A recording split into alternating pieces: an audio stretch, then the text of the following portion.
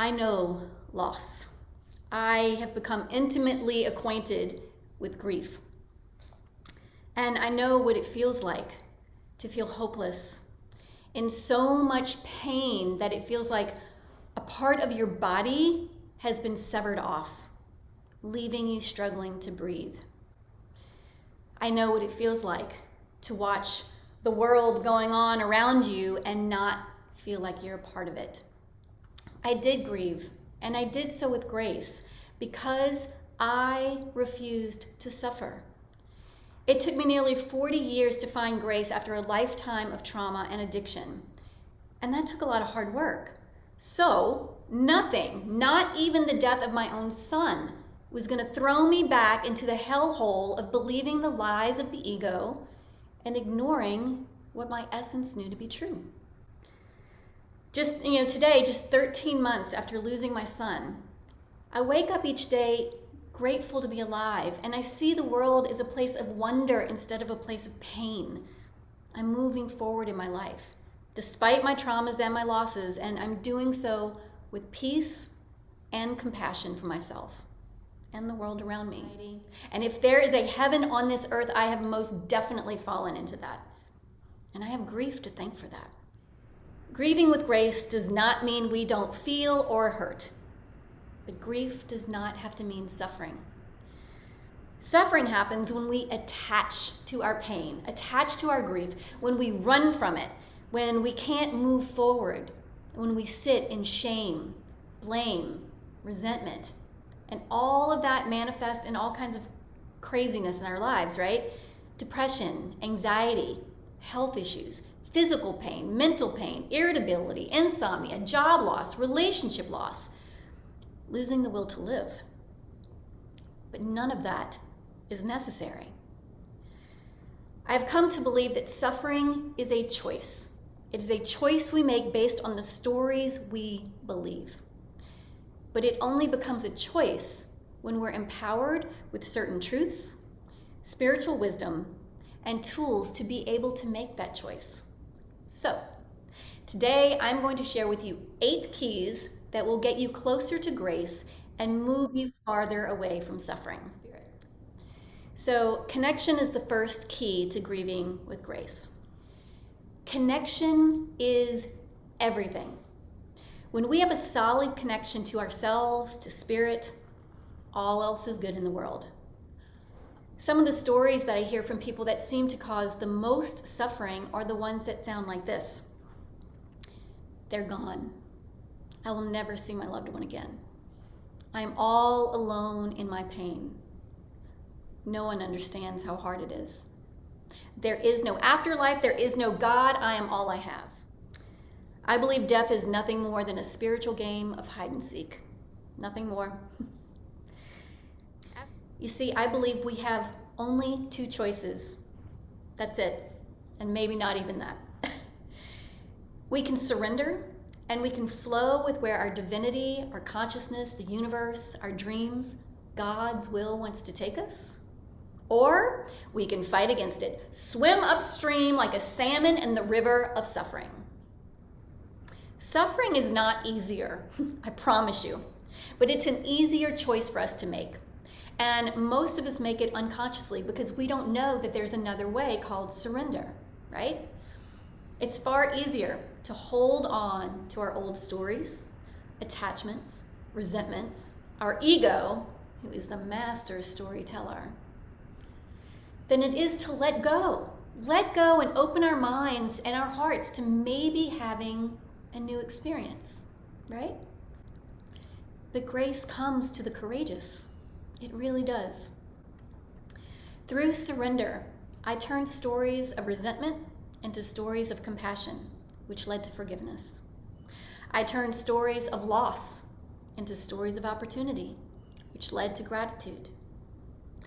My entire perception of the world and my place in it has changed due to the new stories I now believed. This is what happens when we surrender. And your body, your mind, your spirit, your very consciousness, the seed of divine intelligence that was planted within every living organism on this planet, including you, it's already programmed with all of the right situations, people, stories, thoughts, actions, etc., to pull you closer to grace. Surrender more, suffer less. Grace is your birthright. This is where your internal GPS wants to take you. This is what you're here to find, this heaven on earth reality, better known as grace. And all you need to do is surrender to it. I surrendered to grief, and I let it teach me and take me where it wanted me to go. I didn't run from it. I welcomed it. That took a tremendous amount of courage. Courage is the third key to grieving with grace. When our loved ones die, they take a part of us with them.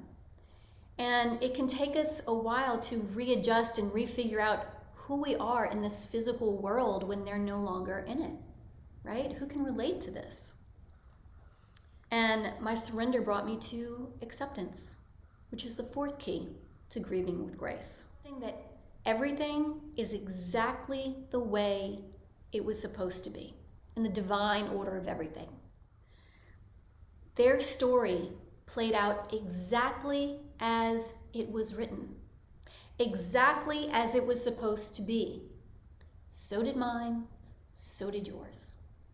And I had to accept that.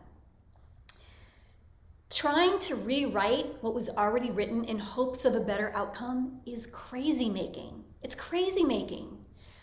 It's always futile. It is a waste of energy, and it only causes more suffering. So, the fifth key to grieving with grace is compassion. I had to feel that anger, and more importantly, I had to let it go. Resentment is not a place I wanted to be. When I entered into the hallway of what ifs, I turned around and went down another hallway. You know, what if I could have done something to prevent it? No, I refused to go there.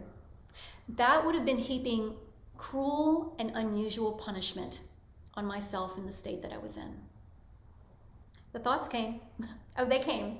I saw them, I sat with them, I thanked them for their presence, and I let them move on past.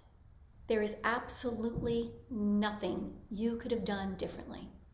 Nothing. You did everything exactly as you were supposed to. There are no accidents and there are no missteps in this world. Your only job here, the only one you have on this earth, is to love. And you did that. If you didn't, you would not be here listening to me talk today. So you did all of the right things. And grief, not suffering, is a byproduct of that love. Humility is the sixth key to grieving with grace. About those what ifs and if onlys and I should haves. When we're sitting in those stories of I could have prevented something from happening, and we're blaming ourselves like we had that kind of power, aren't we essentially saying we are more powerful than God?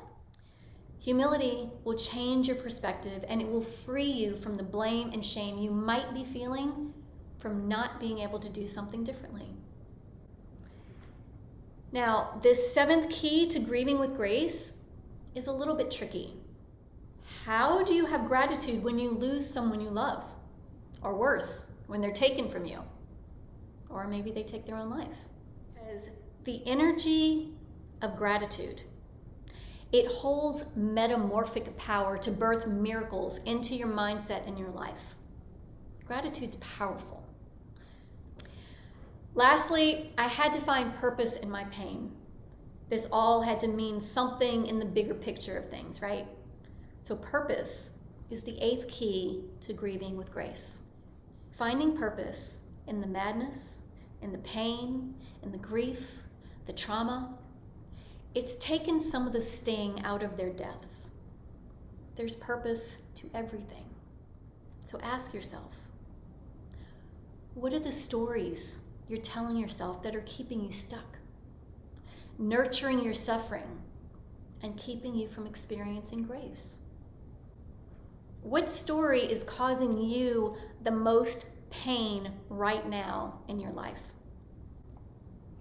What story are you holding on to for dear life because you're afraid of maybe writing a new one?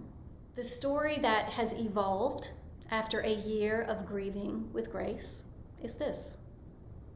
I have the courage to face grief and not run from it. I'm grateful for every single second I got to spend with my son, who was only on loan to me anyway from the heavens. I have compassion for myself and the people around me. I accept the world exactly as it is, and divinity knows best, not me. And my favorite story, we are all connected. My son is always with me, protecting me, whispering in my ear, life goes on and there is no death, and surrender is my superpower. And this story has catapulted me into a state of grace I never knew was humanly possible. I really thought you had to die to get here. Grace is a beautiful place.